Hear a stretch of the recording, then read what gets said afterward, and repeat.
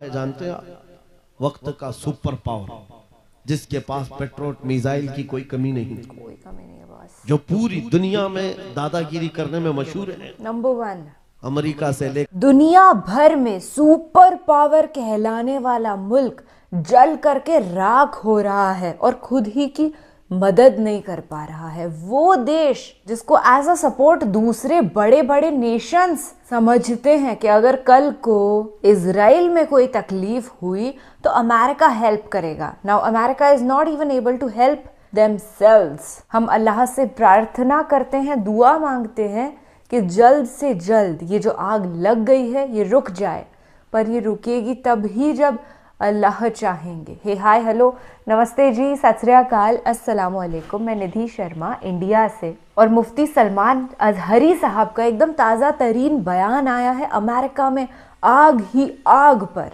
ए दुनिया वालों, अब तो कबूल कर लो कि सुपर पावर वही है जिसने इस पूरी कायनात को बनाया है। ना केवल हमारी ये पृथ्वी बल्कि सारी गैलेक्सीज, पूरा यूनिवर्स अल्लाह सुभान व ताला हैव मेड इट। तो उनसे बड़ी कोई सुपर पावर एग्जिस्ट नहीं कर सकती। खैर, कई बार ऐसा होता है कि वक्त रहते अकल नहीं आती तो उसका खामियाजा भुगतना भी पड़ता है। हम श्रद्धांजलि देते हैं उन सभी लोगों को जो इस वाइल्ड फायर के अंदर जल करके राख हुए हैं। 16 पीपल की रिपोर्ट हम तक पहुंची है, बाकी असलियत में कितने मरे होंगे या तो वो लोग जानते हैं और बाकी अल्लाह तो सब जानते ही है। तो उनका दर्द, उनकी जो पीड़ा है, जो जल कर राख हुए हैं, वो असहनीय होती है और उनके परिवार को अल्लाह ताला तसल्ली अता फरमाए, यही हमारी दुआ है। फलस्तीन की तरफ से खुशखबरी हमें मिली है कि अब बम्बार्टमेंट नहीं होगा। फाइनली ये इतनी बड़ी खबर जिसका सदियों से इंतज़ार चल रहा था वो हमने रिसीव कर ली है। तो कृपया इस बात को, चाहे वीडियो आप ना भी शेयर करो ना, तो ये बात आपस में जितने भी फैमिली मेंबर्स हैं या आपके फ्रेंड्स हैं, खुद से बताइए कि पैलेस्टीन में अब बम्बार्टमेंट नहीं होगा, नहीं गिरेंगे बॉम्ब्स, नहीं करेंगे हम रोते बिलखते बच्चों के वीडियोस रिसीव। वहाँ पे सेलिब्रेशन हो रहा है, Palestinians are happy, they are celebrating, अल्लाह अकबर बोल रहे हैं, तो आप भी अल्लाह अकबर बोलिए। और कैलिफोर्निया, लॉस एंजलिस के जंगलों में जो आग लगी है उसके बुझने के लिए अल्लाह से दुआ मांगिए। जानते हैं आप, वक्त का सुपर पावर जिसके पास पेट्रोल मिसाइल की कोई कमी नहीं, जो पूरी दुनिया में दादागिरी करने में मशहूर है। नंबर 1 अमेरिका से लेकर यूरोप और न जाने कितने ममालिक एक साथ खड़े हैं। क्या कभी आप ये नहीं सोचते, हमारी आंखें तो बहती हैं, दर्द तो होता है, तकलीफ तो होती है, लेकिन प्राउड फील भी होता है कि इतने सारे कुत्ते अगर भौंक रहे हैं तो एक छोटे से इलाके के लिए, देखो, छोटे से इलाके के लिए महीने भर 40 दिन से जंग करके तबाह कर डाला, बम बारूद से पूरे शहर को राख कर डाला। लेकिन मेरे अजीजों, मेरी इस गुफ्तगू को याद रखना, चंद दिन आएंगे फिर देखना आप उन्हीं गज्जा के बच्चों के हाथों में परचम इस्लाम लहराता हुआ देखेंगे। वो दिन और उन जालिमों के आंखों से आंखें मिलाकर बात करने वाले जवानों को पूरी दुनिया आलोचना कर रही है, तनकीद कर रही है, ये बच्चों के कातिल हैं। एक नुक्ते की बात अर्ज कर रहा हूं, हॉस्पिटल पर बम गिरा देते हैं। आपको पता है फिलिस्तीन में अभी तकरीबन 8000 बच्चे मारे गए, जिनकी उम्र 6 महीने, साल भर, 2 साल, 4 साल, 5 साल।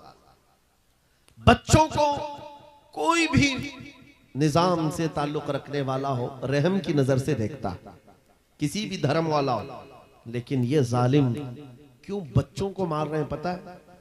वजह सिर्फ ये है, वो खौफ सता रहा है जो इकबाल ने 100 साल पहले कहा था, सुना है कुदसियों से मैंने कि वो शेर फिर होशियार होगा। इकबाल ने कहा था, सुना है कुदसियों से मैंने कि वो शेर फिर होशियार होगा। कौन सा शेर? निकल करके सहरा से जिसने उलट दिया था तख्ते रोमा को, वो शेर फिर होशियार होगा। ये इजराइली वही काम कर रहे हैं जो इनके बाप दादा फिरौनी ताकत किया करते थे। फिरौन को नुजूमियों ने बताया था कि एक बच्चा पैदा होगा जो तेरी सल्तनत को हिलाक कर देगा, और इस खौफ से उसने एक साल के अंदर 12,000 बच्चों को कत्ल कर डाला था। नुजूमियों ने बताया था फिरौन के ख्वाब की ताबीर में 12,000 बच्चों को कत्ल कर डाला, लेकिन जो बच्चा इसकी सल्तनत को हिलाक करने वाला था वो मूसा अलैहिस्सलाम थे। पैदा भी हुए और फिरौन के घर में ही अल्लाह ने उनको पाला। आपको पता है, तफसीर उठा करके देख लें, जब हजरत मूसा अलैहिस्सलाम की माँ, उनकी विलादत का वक्त करीब आया तो तहखाने में गई, बेटा पैदा हुआ। हालात ऐसे थे कि फिरौन जो भी बच्चा पैदा होता ज़बह कर देता था। कुरान में आया युज़ब्बिऊना अब्नाअहुम व यस्तहयूना निसाअहुम, लड़की पैदा होती तो जिंदा छोड़ देते थे, बेटा पैदा होता तो ज़बह कर देते थे। अब मूसा अलैहिस्सलाम जब पैदा हुए तो क्या किया? खुदा की तकदीर और उसकी हिकमत के फैसले आपको मैं बता रहा हूं, तफसीर से ताल्लुक रखने वाली बात। अल्लाह ताला ने मूसा अलैहिस्सलाम की माँ के दिल में ये बात डाला कि एक लकड़ी के संदूक में इनको रख करके दरिया में बहा दो। और रबतना अला कुलूब, अल्लाह ताला फरमाता है कि हमने उनके दिल को बांध दिया, मजबूत किया। किसको? हजरत मूसा की माँ को। उन्होंने एक संदूक में मूसा अलैहिस्सलाम को रखा और दरिया में बहा दिया। मूसा अलैहिस्सलाम की बड़ी बहन बहते हुए संदूक का पीछा करते हुए जा रही थी, देख रही थी कहां गया है संदूक। सीधे फिरौन के बागीचे के किनारे जाकर लग गए। फिरौन की औलाद नहीं थी, फिरौन की बीवी वो बागीचे में टहलने आई थी, देखा एक संदूक आकर लगा है, गुलाब जैसा हसीन बच्चा है, उठा लिया, प्यार किया और लेकर के आई। फिरौन से कहने लगी कि हम इसको अपना बेटा क्यों ना बना ले। पहले फिरौन तो डरा कि कहीं वो मेरी सल्तनत को हिलाक करने वाला बच्चा ये तो नहीं है। बीवी ने कहा कैसी बात करते हो, ये तो दरिया से बह कर के आया है, तुम्हें पता नहीं मौला कहां से बहाकर तुम्हारी हिलाकत को लाए। तुम्हारी हिलाकत कहां से आएगी तुम्हें अंदाजा भी नहीं है। सुनो मेरी बात को। फिरौन ने बीवी की बात मान ली। मूसा अलैहिस्सलाम की परवरिश फिरौन के घर में हो रही है, फिरौन के घर में, और वो भी किस शान से। मूसा अलैहिस्सलाम पैदाइशी बच्चे हैं, दूध पिलाने की बात आई तो किसी दाया का दूध आप पकड़ते नहीं। मूसा अलैहिस्सलाम की बहन भी वहां खड़ी सब देख रही थी। फिरौन की बीवी से कहा मैं एक दाया को जानती हूं जिसका दूध हर बच्चा पकड़ लेता है। कहा बुला लाओ, हम शाही खजाने से उसे इनाम भी देंगे। वो गई और अपनी माँ को ले आई, अपनी माँ को ले आई। मूसा अलैहिस्सलाम अपनी माँ के गोद में गए, जैसे ही सीने से लगाया दूध पीने लग गए। बादशाहत में खुशी, और मूसा अलैहिस्सलाम की माँ को इनाम और इकराम भी दिया गया। हर बच्चे की परवरिश के लिए मूसा अलैहिस्सलाम की माँ को फिरौन के घर में रखा गया। तुम्हें पता है रब तबारक व तआला की हिकमत के फैसले। वमकरू वमकरल्लाह वल्लाहु खैरुल माकिरीन। मेरा रब फरमाता है काफिर मंसूबा बनाते हैं और अल्लाह खुफिया तदबीर करता है, और रब की खुफिया तदबीर गालिब आती है। मूसा अलैहिस्सलाम जवान हुए फिरौन के घर में, फिरौन के घर में जवान हुए। उसके बाद फिर आपने जब अपनी नबूवत के बाद दावत हक पेश की तो फिरौन जानी दुश्मन हुआ। उसके बाद जो हालात हुए आपको पता है। फिरौन मूसा अलैहिस्सलाम को मारने के लिए पूरी फौज लेकर पीछे निकला। मूसा अलैहिस्सलाम समंदर में चल करके आगे गए, रास्ते आपके लिए खुल गए। फिरौन भी उसी रास्ते पर आया। अल्लाह फरमाता है कि हमने समंदरों को मिला दिया, गर्क कर दिया फिरौन को। एक छोटी सी तारीख में आपको बता रहा हूं, 12,000 बच्चों का कत्ल किया इस डर से कि मुझे हिलाक करने वाला बच्चा ना पैदा हो। लेकिन जो बच्चा तेरी सल्तनत को हिलाक करने वाला था वो तेरी नाक के नीचे परवरिश पा रहा था। आज इन जालिमों ने गद्दा के हजारों बच्चों को सिर्फ इसलिए मारा है कि ये बड़े होकर के मुजाहिद ना बन जाए, ये बड़े होकर के हमें आंख दिखाने वाले ना बन जाए। और बाज़ाब्ता स्टेटमेंट में ये कहते भी हैं इन बच्चों को कत्ल करने से हमें कोई खौफ नहीं, कोई आपत्ति नहीं है, कोई तकलीफ नहीं है, इसलिए कि बड़े होकर के ये हमें आंख दिखाने वाले बनेंगे। ये डर तुम्हारा बता रहा है। कई हजार बच्चों को भी तुम कत्ल कर लो, लेकिन तुम अल्लाह की उस हिकमत से गाफिल हो। जालिमो, वो अनकरीब पैदा होगा जिसको दुनिया सलाहुद्दीन कहती है, वो अनकरीब होगा। मेरे अजीजों, आज के नौजवानों से मैं ये कहता हूं, तुम्हारे दौर में भी ये डरा सहमा हुआ जो माहौल है, लोग बनाने की कोशिश कर रहे हैं, अभी देखना और हालात खराब किए जाएंगे। हमारी हुकूमत आएगी तो मस्जिदों को तोड़ डालेंगे, मदरसों को तोड़ डालेंगे। इन जालिमों को लगता है तुम्हारे सारे बिल्डोजर में ही ताकत है। सिर्फ ताकत इसी का नाम है। Shame on them. राज मिल जाए, तख्त मिल जाए, उस वक्त कुछ लोगों के ऊपर जुल्म करना आसान है, जिस तरह चंगेज ने भी किया, हलाकू ने भी किया, बड़े बड़े जालिमों ने किया है, और उनका हशर भी तुम्हें मालूम होना चाहिए। इंशाअल्लाह वो वक्त आएगा जब खसो खाशात की तरह तुम बहा दिए जाओगे, अखबारों में तुम्हारा नाम तक ना होगा, और अगर कुछ बाकी रहेगा तो क्या रहेगा? न घबराओ मुसलमानों, अभी खुदा की शान बाकी है, अभी इस्लाम जिंदा है, कुरान बाकी है। ये जालिम काफिर क्या समझते हैं जो रोज हमसे उलझते हैं? अरे अभी करबला का आखिरी मैदान बाकी है। नारे तकबीर, नारे रिसालत, मुहाफिज़े नामूसे रिसालत, मसलके आला हजरत। जिंदाबाद। नौजवानों, इस यकीन के साथ और ईमान के साथ अपनी जिंदगी को आगे बढ़ाओ। खुदारा मैं तुमसे कहता हूं, अगले दिनों के बाद जब तुम्हारे इम्तिहान का वक्त आएगा, हर उस्ताद अपने बच्चे को इम्तिहान की तैयारी करा रहा होता है। बेटा सवालात ऐसे आएंगे, टाइम इतना होगा, स्क्वाड भी होंगे, चेक करने वाले एग्जाम हॉल में बार बार आएंगे, तुम्हें देखेंगे। उस वक्त तुम खौफ से अपने हाथ में कपकपी नहीं पैदा करना, दिल को जमाना और अपना इम्तिहान मुकम्मल करना। यह हर उस्ताद अपने बच्चों को तरकीन करता रहता है। अज़ीज़ान गिरामी वक़ार, इस मिंबरे नूर से मैं आपको इस बात की तलकीन करके जाता हूं, इम्तिहान की घड़ी अनकरीब आने वाली है, आपके साथ भी। और जो इम्तिहान तुम्हारा होगा वो इस्तिकामत का इम्तिहान होगा, तुम्हारे ईमान पर जमे रहने का, तुम्हारे डटे रहने का इम्तिहान होगा। देखना बहुत सारे पार्टी बदल लेंगे, बहुत सारे मसलहतों के पर्दों में छुप जाएंगे, बहुत सारे लोग किसी की धोती में पनाह ले रहे होंगे, कोई किसी की साड़ी में पनाह ले रहा होगा, लेकिन जो आशिक़ मुस्तफा है वो बढ़ चढ़ करके ये ऐलान कर रहा होगा, अपना सब कुछ गुंबद खजरा कल भी था और मेरे नबी से मेरा रिश्ता कल भी था। और बस इस बात के साथ तुम्हें जमे रहना है, यकीन के साथ, एतमाद के साथ। अज़ीज़ान गिरामी वक़ार, कौन सी ऐसी ताकत है, कौन सी ऐसी कुव्वत है जिसने इस्लाम को खत्म किया या खत्म करने की ताकत रखती है? अल्लाह करीम जल्ल शानुहु खुद कुरान पाक में फरमाता है, युरीदूना लियुत्फिउ नूरल्लाहि बिअफ़वाहिहिम व यअबल्लाहु इल्ला अन युतिम्मा नूरह। अल्लाह फरमाता है, ये जालिम अपने मुंह के फूंकों से इस्लाम के चिराग को बुझाना चाहते हैं, और अल्लाह तबारक व तआला इस चिराग को मुकम्मल करके रहेगा। दीन इस्लाम, अभी आप सुन रहे थे, इस्लाम था, इस्लाम है, इसके साथ कुछ नहीं होना है, आपका इम्तिहान होना है। हमारे मरने के बाद अल्लाह ताला इस दीन की हिफाजत के लिए औरों को पैदा करेगा। वो कादिर मुतलक चाहे तो सख्त जानी दुश्मनों से भी ईमान वाले पैदा कर सकता है। हाँ, ये बात याद रखिए आप।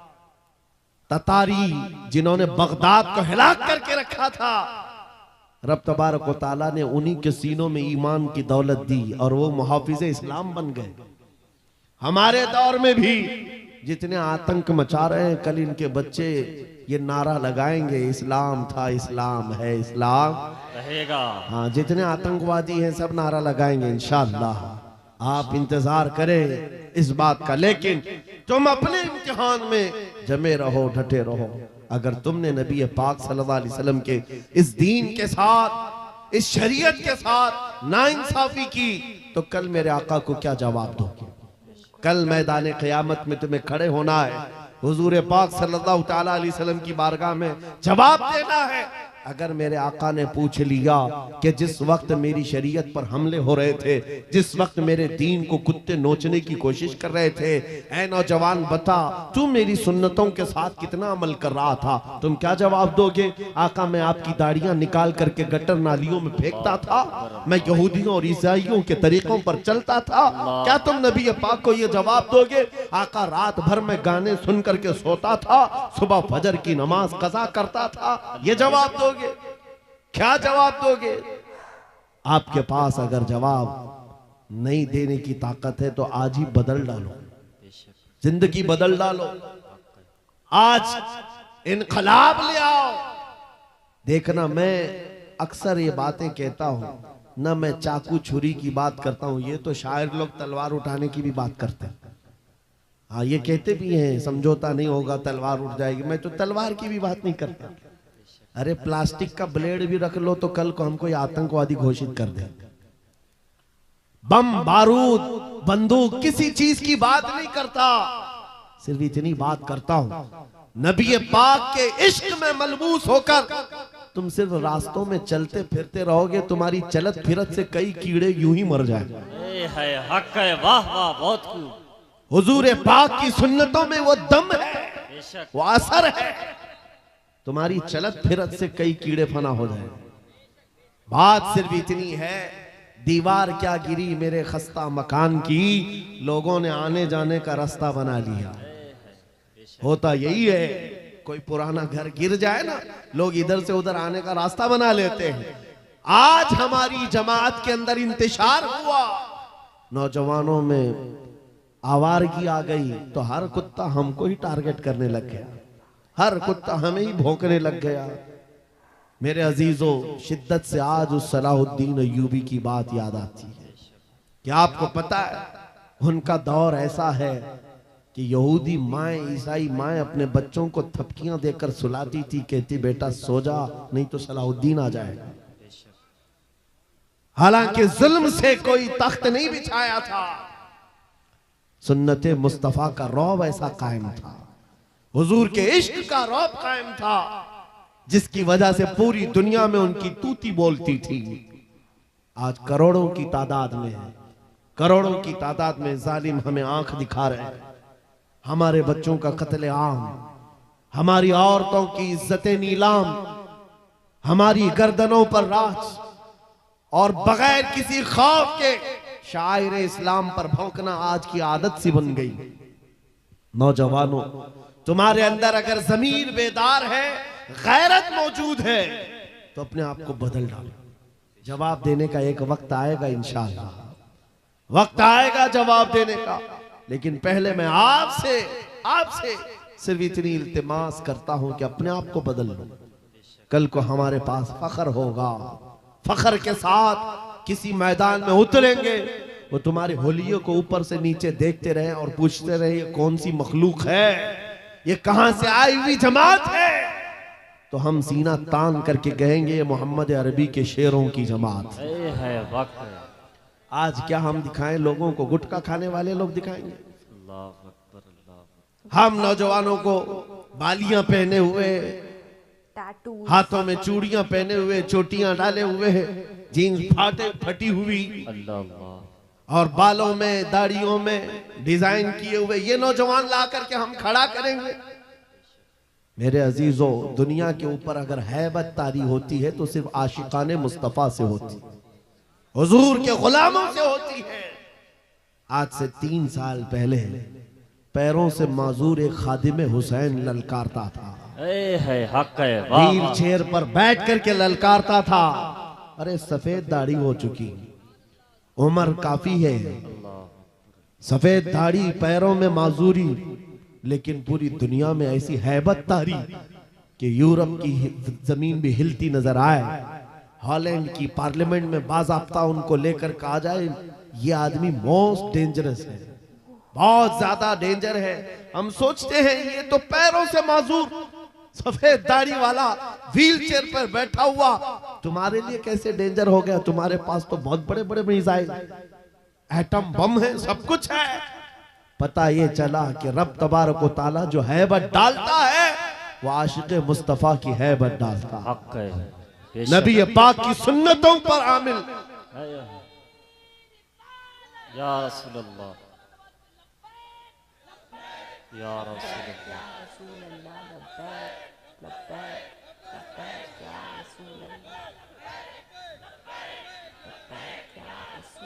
एक बात मैं भी ऐड ऑन करना चाहती हूँ इस तकरीर में, वो ये है कि कुरान शरीफ में लिखा हुआ है, ए मुसलमानों अपनी तादाद में इजाफा करो। इसका मतलब ये नहीं है कि आप किसी गैर मजहब वाले इंसान को इस्लाम कबूल करवाएं ज़बरदस्ती, या फिर ज़्यादा बच्चे पैदा करें ताकि तादाद में इजाफा हो जाए। नहीं, इसका मतलब ये है कि अपना रवैया ऐसा इख्तियार करो कि जब कोई नॉन मुस्लिम इंसान आपको देख रहा है तो वो फैसिनेट हो जाए देख करके और सोचे ये इतना तहजीबदार, इतना अदबी आदमी है, ये क्यों इतना मैनर्स वाला है, किसने इसको ये संस्कार दिए हैं, क्या इसका दीन इसे ये सिखा रहा है, तो मैं इस दीन को पढ़ना चाहता हूँ। और फिर जब वो इंसान उस दीन को पढ़ेगा तो वो सोचेगा कि इस्लाम तो इतना सुंदर तरीन मजहब है, मुझे ये कबूल कर लेना चाहिए। ऐसे होगा तादाद में इजाफा। ये अल्लाह सुब्हान व तआला कहना चाह रहे हैं। तो ये वो दौर चल रहा है जब लोग अर्थ का अनर्थ निकाल लेते हैं और जो बड़े पॉलिटिशियंस हैं वो अपने फायदे के लिए हिंदू मुसलमान को लड़वा देते हैं।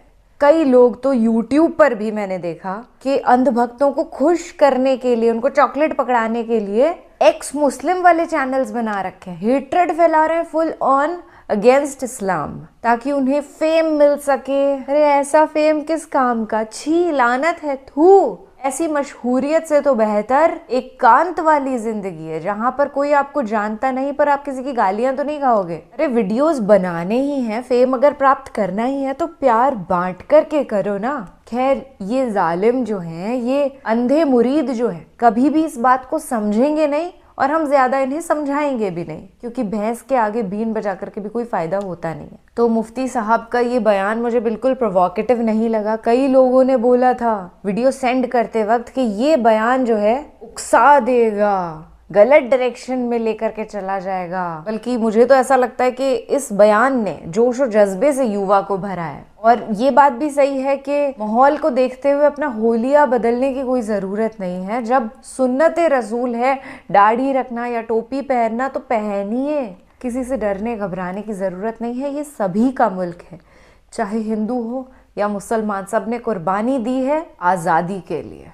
And again I thank God for Palestinians and I wish कि जल्द से जल्द अमेरिका में जो आग लगी हुई है वो बुझ जाए और वहाँ के लोगों को राहत मिले, क्योंकि उन लोगों का कोई कसूर नहीं है। हुकूमतें तो इंडिया की भी जैसे भ्रष्ट हैं, उससे कहीं ज्यादा अमेरिका की भ्रष्ट हैं, पर वहाँ के सिटीजन्स जो हैं वो आप और हम की तरह बेकसूर हैं, मासूम है। So keep praying for them. फिलहाल के लिए मैं आपसे लेती हूँ इजाजत। ख्याल रखिएगा अपना और अपने सभी घर वालों का। खुश रहिएगा, जिंदाबाद रहिएगा। शब्बा खैर, शुभ रात्रि, अल्लाह हाफिज।